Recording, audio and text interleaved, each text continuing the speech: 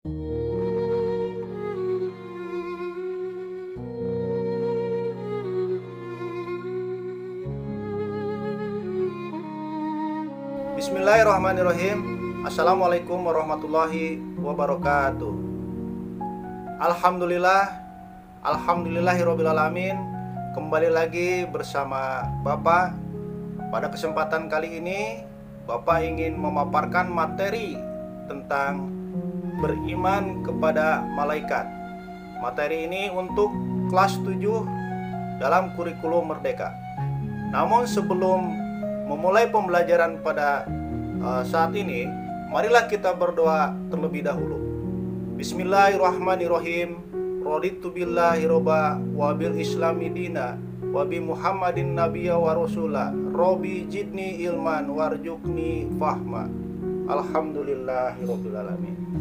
Anak-anakku sekalian, untuk lebih jelasnya mengenai materi beriman kepada malaikat, marilah kita simak video yang berikut ini.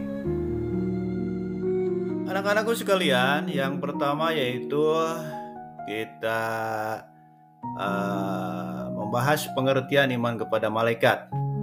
Malaikat itu berasal dari bahasa Arab, kata malak yang memiliki arti pembawa pesan. Bentuk jamaknya adalah malaikah. Iman kepada malaikat adalah mempercayai dan meyakini bahwa malaikat adalah makhluk ciptaan Allah Subhanahu wa taala yang diciptakan dari cahaya. Iman kepada malaikat berarti mengakui keberadaan mereka yang selalu taat kepada Allah Subhanahu wa taala. Malaikat diciptakan untuk mengabdi kepadanya. Mereka tidak pernah membangkang dan tidak pula merasa letih. Allah Subhanahu wa taala mengisyaratkannya dalam Quran surat Al-Anbiya ayat 19. A'udzubillahi minasyaitonirrajim. Bismillahirrahmanirrahim. Wa lahu man fis samawati wal ar wa man indahu la yastakbiruna an ibadatihi wa la yastahsyirun. Yang artinya, dan miliknya siapa yang di langit dan di bumi, dan malaikat-malaikat yang di sisinya tidak mempunyai rasa angku untuk menyembahnya dan tidak pula merasa letih. Anak-anakku sekalian, sifat dan perilaku malaikat yaitu diantaranya yang pertama selalu taat kepada Allah dan tidak pernah maksiat kepadanya. Yang kedua, malaikat dapat berubah wujud.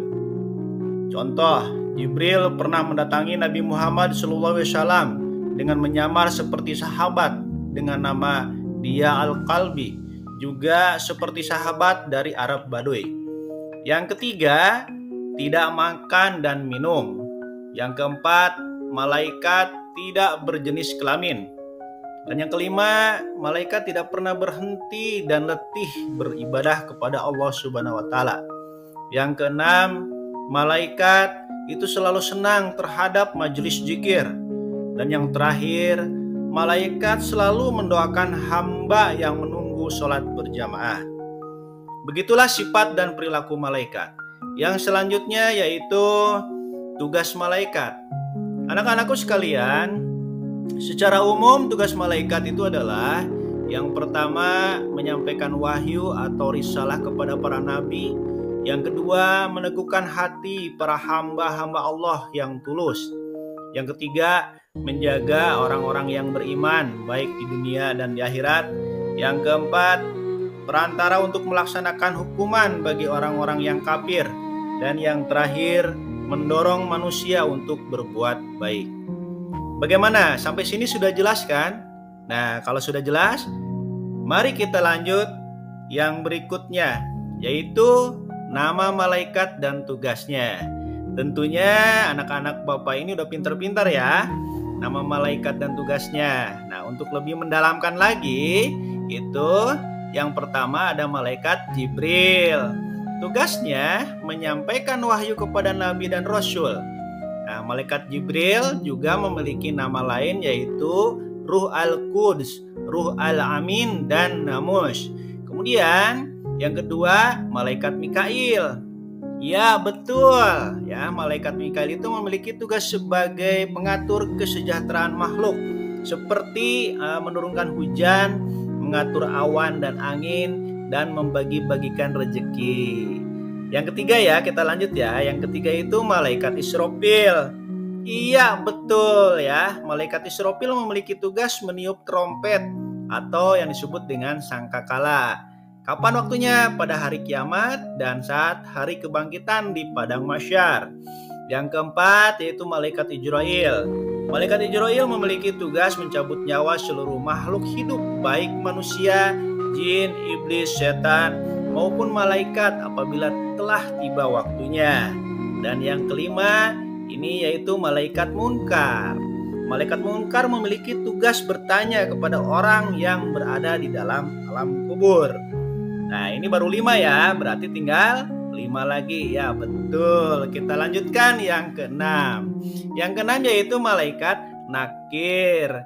Malaikat Nakir sama seperti Munkar, bertugas yaitu bertanya kepada orang yang berada di alam kubur. Yang ketujuh, ya, yang ketujuh itu malaikat Rokib.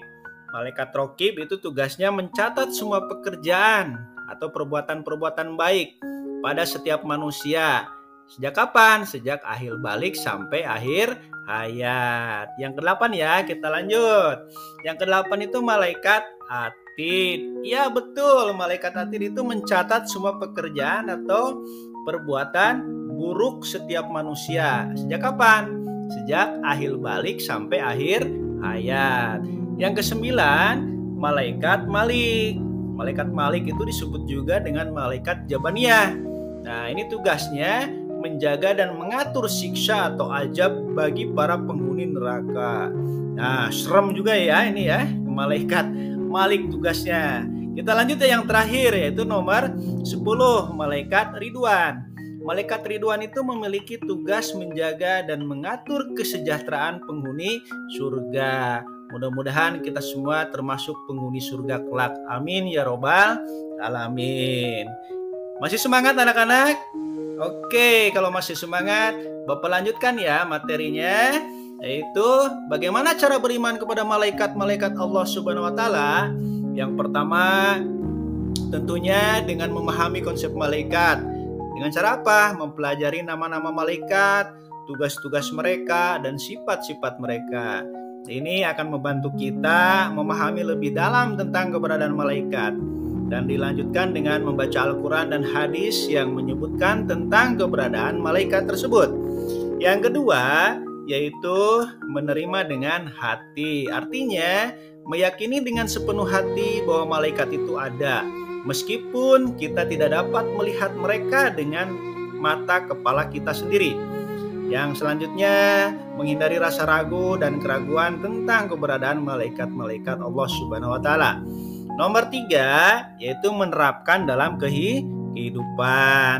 Artinya, mencontoh sifat-sifat terpuji malaikat seperti taat, patuh, dan selalu beribadah kepada Allah Subhanahu wa taala. Dengan apa? Dengan menjalankan perintah Allah dan menjauhi larangannya. Karena malaikat selalu mengawasi setiap perbuatan-perbuatan kita. Dan yang terakhir, cara beriman kepada malaikat, yaitu setiap perbuatan baik yang kita lakukan akan dicatat oleh malaikat kebaikan. Hindari perbuatan buruk ya, karena setiap perbuatan buruk akan dicatat pula oleh malaikat pencatat amal buruk. Bagaimana anak-anakku? Sudah jelas ya cara beriman kepada malaikat-malaikat Allah. Bapak lanjutkan ya. Nah, ini yang terakhir adalah hikmah. Beriman kepada malaikat Allah Subhanahu wa taala itu memiliki beberapa hikmah, yaitu sebagai berikut. Yang pertama, hikmahnya adalah sebagai motivasi untuk mewujudkan ketaatan kepada Allah Subhanahu wa taala dengan bercermin diri kepada ketaatan malaikat. Yang kedua, menimbulkan kewaspadaan dalam berperilaku dengan merasa diperhatikan oleh malaikat. Artinya semua perilaku kita, hidup kita itu selalu diperhatikan oleh malaikat. Jadi kita harus apa? Ya betul, kita harus waspada. Yang ketiga, tetap optimis ya dalam berusaha. Karena Allah SWT akan memberi ilmu melalui Jibril atau melalui malaikat Jibril dan memberikan rezeki melalui malaikat Mikail. Oleh karena itu, dalam hidup atau kalian tentunya yang sedang belajar, tetaplah optimis dan berusaha karena Allah akan memberikan ilmu melalui malaikat Jibril dan memberikan rezeki melalui malaikat Mikail. Yang keempat, berusaha dengan optimis ya, dilandasi keyakinan bahwa Allah Subhanahu wa taala akan memberikan rezeki melalui malaikat yang ditugaskannya. Dan yang terakhir, mendorong peningkatan amal soleh sebagai bekal untuk kehidupan di akhirat. Terima kasih anak-anak Bapak sekalian, mudah-mudahan penjelasan pemaparan materi tentang iman kepada malaikat yang singkat ini bermanfaat untuk kalian. Tetaplah semangat, selalu bahagia dalam aktivitas kehidupan baik di rumah ataupun di sekolah. Terima kasih. Assalamualaikum warahmatullahi wabarakatuh.